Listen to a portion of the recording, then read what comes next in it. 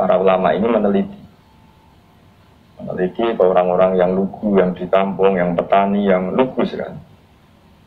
Apa yang mereka temukan? Ternyata mereka punya cara logikanya sendiri untuk menemukan Tuhan, Sang Pencipta. Pernah suatu saat ada seorang petani lugu, biasa menggembala unta, ditanya, Gima araf tarubat, lalu kamu yang petani ini yang hanya ngurusi sawah, ngurusi ladang, dengan cara apa kamu tahu kalau Tuhan itu ada? Si petani tadi marah besar dan dia mengatakan, Al-ba'ratu tadullu alal ba'ir wa asarul aqdam yadullu alal masir.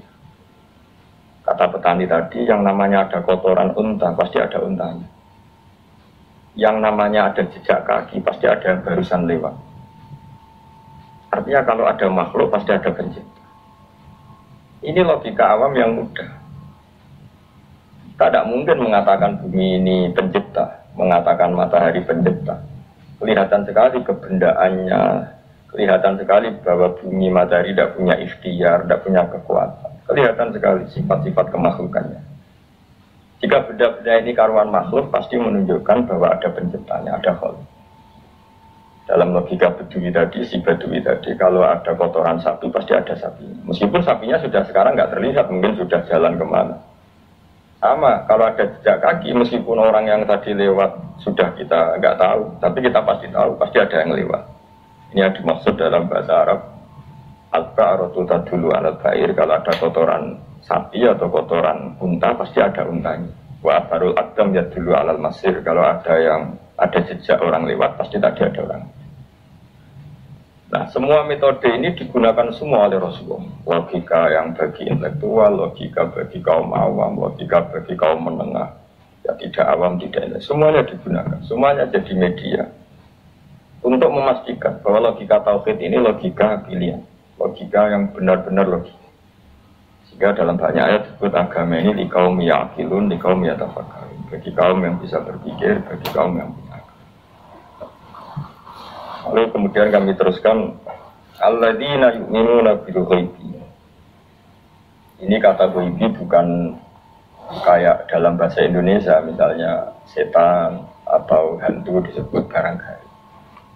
Kata ghaibi dalam bahasa Arab adalah perbandingan atau lawan kata dari al-musyahad yang bisa disaksikan langsung lewat indera. Kita orang mukmin iman bahwa surga ada, padahal kita tidak pernah melihat surga. Kita mukmin iman bahwa neraka ada, padahal kita belum pernah melihat. Ini sesuatu yang maghoba anil absor, yang mata kita tidak melihat, fisik kita tidak menyentuh. Kita pun iman. Asal sesuatu itu mansus ya, dikatakan secara eksplisit oleh Quran dan hadis. Kalau dalam bahasa usul fikih disebut al-mansus. Ciri mukmin diantaranya adalah yang paling pokok, alladzina yu'minuna bil ghaibi. Iman dengan sesuatu yang enggak kelihatan. Lalu kemudian para ulama cara pandang beda-beda. Bedanya bukan karena mereka bertentangan, enggak, tapi ini menurut kelas rasa yang berbeda. Bagi orang-orang sufi, Allah itu tidak bisa dikatakan al-ghaib, sesuatu yang enggak kelihatan. Karena Allah itu begitu jelas, az-zahir. Kata orang sufi, Allah itu zahir. Begitu juga dalam Asma'ul Husna disebut Allah itu az-zahir. Begitu jelas.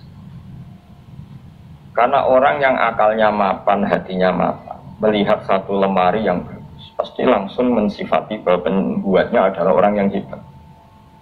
Orang yang melihat mobil mewah atau pesawat yang canggih, pasti kepikiran pertama adalah pasti pembuatnya canggih. Sehingga eksistensi pembuat pesawat itu adalah orang hebat, itu langsung tertanam ketika melihat pesawat itu. Bagaimana mungkin seseorang ragu akan kehebatan pembuat pesawat ketika melihat detail-detail pesawat? Pasti langsung kepikiran kalau pembuatnya itu hebat. Memutuskan bahwa pembuat pesawat hebat itu tidak harus ketemu yang membuat, juga tidak harus melihat. Tapi akal kita pasti meyakini pembuatnya. Berarti keputusan menyimpulkan bahwa pembuatnya hebat adalah az-zahir begitu jelas. Begitu juga langit dan bumi, matahari semuanya tertata rapi. Air dengan fungsi manfaat yang sebegitu hebat, oksigen, semua tanaman, buah-buah. Meskipun kita tidak pernah melihat Tuhan, tapi akal kita, nurani kita pasti berkeyakinan dan tahu betul pasti pembuatnya itu zat yang super hebat, super bijaksana. Sehingga dalam kategori ini Allah tidak bisa dikatakan sesuatu yang tidak tersentuh, yang tidak terjangkau. Allah itu Adz-Dzahir begitu jelas.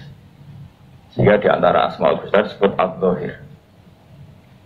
Sebab itu saya menganjurkan atau saya punya saran bahwa alladzina yu'minuna bil ghaibi itu contoh paling mudah itu kayak surga, kayak neraka. Kalau Allah sendiri itu Az-Zahir, mudah diketahui. Karena tadi orang yang melihat pesawat canggih pasti saat itu juga berkeyakinan dan itu pasti benar, pasti pembuatnya juga canggih. Nah, di sini disebut alam raya ini ayat, semuanya itu bukti kekuasaan. Dalam syair-syair orang sufi masyhur sekali itu wa fi kulli syai'in lahu ayatun yadullu ala annahul wahidu. Setiap sesuatu kejadian di alam raya adalah bukti keesaan Allah, bukti eksistensi Allah Subhanahu wa taala. Sehingga dalam satu kisah normalnya orang itu paling tahu itu dengan dirinya sendiri. Karena dia adalah dia. Tapi kalau Imam Sibawayh seorang pakar nahwu mengatakan a'raful ma'arif Allah. Di alam raya ini yang paling mudah dikenali itu ya Allah, pencipta. Karena andai kan kita sendirian di hutan, kemudian kita mulai punya akal, kita mungkin tidak tahu diri kita ini siapa. Tapi setidaknya kita langsung menyimpulkan bahwa kita tidak bisa menciptakan diri kita sendiri. Ketika kita berkesimpulan tidak bisa menciptakan diri kita sendiri, pasti kita terus berkesimpulan ada di luar kita yang menciptakan kita. Nah, sebab itu kenapa sifat mencipta ini yang pertama kali dikenalkan oleh Allah kepada nabinya untuk dikenalkan kepada umat. Itu disebut Iqra bismi rabbikal ladzi khalaq. Muhammad, bacalah dengan nama Tuhan. Sifat Tuhan yang paling mudah dikenali oleh siapapun adalah sifat pencipta. Karena ketika seseorang yakin dia lahir sudah ada bumi, dia lahir sudah ada langit, dia pasti akan tahu bahwa dia ada pencipta. Sehingga paling mudah mensifati Allah atau mensifati Tuhan adalah bismi rabbikal ladzi khalaq. Terus kemudian di antara ciri orang baik adalah wa yuqimunas shalah. Kemudian beriman kepada yang gaib, menegakkan sholat. Kata menegakkan adalah dari kata menjaga aturan-aturan atau sesuai aturan-aturan. Kita tahu dalam salat ini ada beberapa syarat yang harus dipenuhi. Misalnya harus wudhu, harus suci di tempat yang suci. Terus ada syarat-syarat dalam internal sholat, dia harus baca Fatihah, harus tumakninah, macam-macam. Itu eksistensi definisi sholat. Kemudian kata berdiri juga diartikan para ulama, eksistensi sholat harus diketahui secara publik, secara sosial. Karena sesuatu itu punya eksistensi kalau jadi konsensus atau diakui oleh publik. Di sini agama mewajibkan sholat jamaah. Kata banyak ulama, jamaah itu fardu kifayah, bahkan ada yang mengatakan fardu ain. Harus dijalankan orang banyak secara massal dan harus di tempat yang terbuka. Sehingga kata para ahli fikih, andaikan ada orang jamaah di dalam rumah tidak diketahui oleh banyak orang, belum mencukupi atau belum menggugurkan kewajiban jamaah. Sehingga eksistensi sholat harus diketahui secara publik. Sehingga dulu Rasulullah itu kalau sholat di masjid dan masjidnya terbuka. Sampai sekarang kita pun menyaksikan semua umat Islam kalau sholat di masjid yang sehingga dunia non muslim pun tahu bahwa dalam Islam ada ritual, ada ibadah yang bernama sholat. Hikmah kedua dengan cara terbuka seperti ini, sholat itu menjadi gak pernah rubah mulai zaman Nabi sampai kiamat. Dengan tradisi jamaah berarti kaifiyah atau cara sholat itu permanen. Bapak kita sholat ya seperti itu, imam seperti itu, anak cucu kita akan meniru kita ya seperti itu. Sehingga gak ada varian-varian yang hanya berdasar subjektivitas musolli yang sholat. Taruh saja kita misalnya jadi seorang sufi yang baru takut sama Allah atau baru usul kalau dalam bahasa. Kemudian kita sholat sendiri di rumah, mungkin dengan gaya menangis, terseduh-seduh. Ini tentu tidak baik sebagai standar sholat. Itu juga ada anak atau pedagang yang kesusu atau tergesa-gesa, kemudian sholat hanya sekian, 2 menit, 1 menit. Ini juga tidak baik. Meskipun itu boleh dilakukan individu-individu, tapi kalau dalam sholat jamaah, orang harus manut imam. Dan ada standarnya, misalnya tumakninah itu biqadri subhanallah, jadi ada ukurannya. Ini penting saya utarakan bahwa hikmah jamaah itu bukan sekedar dapat pahala 27 kalau sendiri, dapat pahala satu tunda. Tapi ini menjaga eksistensi sholat supaya ya seperti ini terus sampai kiamat. Jika orang Indonesia atau orang Afrika, orang mana saja, itu ketika haji atau ketika saling berkunjung di negara lain, itu nggak akan kaget dengan cara-cara sholatnya, karena seluruh dunia kaifiahnya caranya sama. Ini semua barokah dari jamaah. Maka Rasulullah itu nggak banyak ngendikan tentang caranya sholat, beliau hanya ngendikan shollu kama ra'aitumuni usolli. Sudahlah kamu pokoknya makmum saya. Nanti caranya kamu sholat sama seperti saya seperti itu. Sehingga kata menegakkan sholat adalah bisa kita tegakkan kalau kita aparat negara ya bikin aturan supaya eksistensi sholat nggak terganggu. Kalau kita seorang kultural juga mensuasanakan sholat dan supaya kefiahnya atau caranya sholat ini benar kita tradisikan jamaah. Sehingga anak kecil ngikuti yang besar, yang bodoh ngikuti yang pinter dengan satu cara itu barokahnya. Sehingga wayukimuna sholat itu sholat kita dirikan baik secara personal dengan cara-cara tumanina kita suci di tempat yang maupun kita tegakkan, kita maklumatkan, kita jadikan konsensus bahwa sholat ya seperti ini. Sehingga ada khayal-khayal lagi dalam Islam. Misalnya nyuwun sewu ada aliran yang mengatakan ya kalau Tuhan itu kan enggak bebas arah, bebas tempat. Dulu pernah ada orang sesat sholat sampai 4 rakaat 4 arah, alasannya Tuhan itu tanpa arah. Enggak akan terjadi seperti itu. Karena ijma'nya umat Islam, konsensus umat Islam akan menolak paham yang seperti itu. Jadi, saya mohon sekali ini pentingnya jamaah. Dengan jamaah maka caranya sholat, cara meyakini madhab kiblat dan sebagainya terjaga ila yaumil qiyamah sampai hari kiamat. Terus sifatnya orang mukmin lagi wa mimma razaqnahum yunfiqun dan menafkahkan sebagian rezeki yang kami berikan. Ya ini termasuk zakat, sedekah. Jadi ada sebuah riwayat mengatakan inna fil mali haqqan. Harta itu ada haknya, yaitu zakat. Tapi ada juga saran inna fil mali haqqan siwa zakat, di luar keharusan zakat juga ada hak-hak kita untuk memberikan sebagian rezeki kita. Taruh saja misalnya saya punya uang 10 juta. Secara nisab zakat belum sampai 1 nisab, karena 1 nisab itu sama dengan nilai 84 gram emas.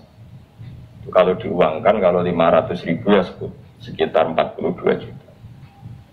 Tapi kita sebelum punya 1 nisab pun tetap ada keharusan mengeluarkan sebagian. Itu tentu dalam fikih kita wajib mengeluarkan uang untuk anak kita, untuk istri kita. Itu yang wajib-wajib. Kemudian ada sosial, kita nyumbang masjid, nyumbang yatim piatu macam. Sehingga kata para ulama, ciri utama mukmin diantaranya adalah melakukan zakat, baik zakat yang fardu maupun zakat yang sunat. Karena kata zakat itu dimaknai fardu sebetulnya definisi para ahli fikih untuk membedakan zakat yang wajib dengan sedekah. Tapi sebetulnya zaman dulu nggak ada seperti itu. Zakat itu maknanya bersihkan harta. Sedekah dari kata sedekah bukti benarnya iman. Jadi sedekah dari kata dari kosakata sedekah yasduqu sidqan, sesuatu yang membuktikan kita loyal itu disebut sedekah. Kita nikah pas kawin dibahasarakan sedekah dari kata sedekah juga. Kita bukti iman, loyal, kita sedekah. Bukti bahwa kita teman akrab disebut siddiq atau sodik. Kalau dalam bahasa Arab teman namanya juga sodik karena cara bertemanan secara benar, secara loyal. Sehingga wa mimma razaqnahum yunfiqun ini yang memasukkan zakat yang dalam terminologi fikih yaitu zakat yang zakat al-wajibah atau zakat yang dengan makna lughat yaitu ya artinya asal membersihkan harta kita entah lewat zakat, sedekah, hadiah kepada orang-orang yang kita hormati, semuanya juga masuk dalam definisi zakat atau wa mimma razaqnahum yunfiqun. Kemudian sifat terakhir dari orang muttaqin adalah walladzina yu'minuna bima unzila ilaika wa ma unzila min qablika bil akhirati hum yuqinun ulaika ala hudam mir rabbihim wa ulaika humul muflihun. Di sini diterjemah mereka yang beriman kepada kitab yang kami turunkan kepadamu dan yang diturunkan sebelum kamu. Ini kata yang diturunkan sebelum kamu penting sekali karena ciri utama Nabi adalah dia tidak pernah beda dengan Nabi sebelumnya. Karena kebenaran tauhid pasti tunggal. Nabi-nabi dulu pasti mengajarkan tauhid, hanya menyembah Allah. Tidak mungkin Nabi berikutnya kemudian bikin ajaran baru dalam tauhid. Sehingga andaikan semua kitab Injil Taurat itu masih versi yang orisinil, pasti nggak ada yang beda dengan Quran. Karena ciri utama kebenaran adalah iman dengan Quran dan iman kepada kitab yang diturunkan sebelum Al-Quran. Wabil akhirati hum yuqinun, mereka juga yakin akan datangnya hari akhir. Itu bisa disebut yaumul ba'ats.